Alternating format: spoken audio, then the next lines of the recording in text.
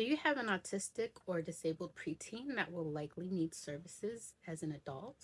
I have been through the adult system for my own needs of food, housing, medical care, mental health care, education, case management, and a lot of other disability services. Now I am doing the same with two of my kids.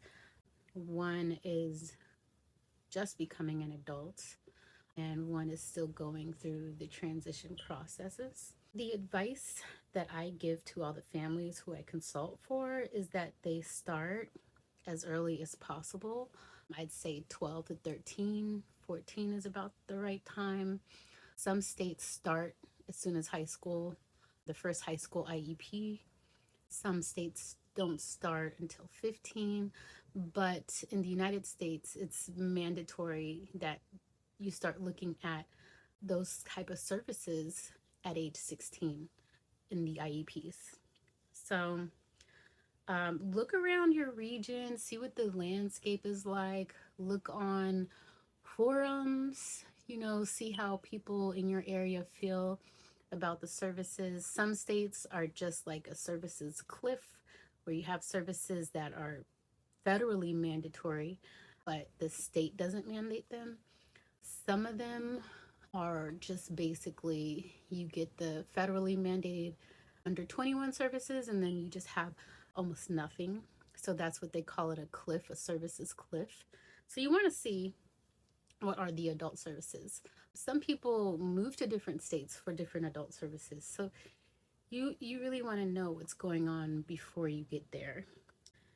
Try to look at it when there isn't as much pressure. Even if your kid is already an adult or they're older than the age I said, it's still good because nothing is written in stone. You can still change and get on wait lists and different things. That's another reason I say start early, is because there are a lot of wait lists. So by the time your kid is an adult, you already want to have been put on those wait lists. So during that time, their name will come up. One thing I do want to stress throughout this entire process is your loved one's skills when they turn 21 are going to be more than they are now at age 12 or age 13. Their skills at 21 aren't going to be as great as they are as at age 40. So just remember that these ages are not set in stone what they're doing now for what they're going to be able to do. One thing you want to remember is don't look at the future with a doom and gloom filter.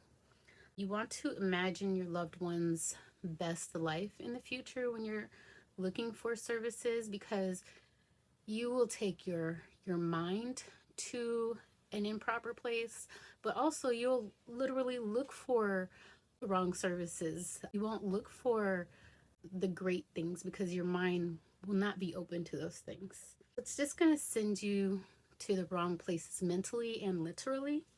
There are some questions that you want to ask no matter what age your loved one is. Does your state have S? Different states call it different things. It's person-centered planning. In Maryland, we call it supported decision-making services. That's where the SDS comes from, self-directed services in other states. So it's generally like SDS, but what it does is it just makes sure that your loved one has the most say in their daily activities as an adult. But what a lot of people don't understand is it's a good protection for your loved one. What do I mean by that? Well, imagine you have guardianship, conservatorship, if that is available in your state. You have full decision making over their finances, whether they can sign contracts, do any kind of business, anything. You basically make all the decisions for that person. And some parents say, well, hey, we need that. My loved one can't make their own decision. And I completely understand that. But what happens when something happens to you, the guardian or the conservator? What happens is You have a lot of people, I don't want to call them vultures, but they are looking for people who are on guardianships or conservatorships so they can take those over. They generally want free checks, and they can get that with the guardianship. They can take over in different ways. Self-directed services ensures that whatever happens to you, that person's setup goes with them. The guardianship doesn't go from other people to other people to other people. No, it goes, the the services stay with the person, and the state tries to ensure that everything that is done is in the best benefit of the person, and those are decisions that they will try to make or they make with you before their package is put together.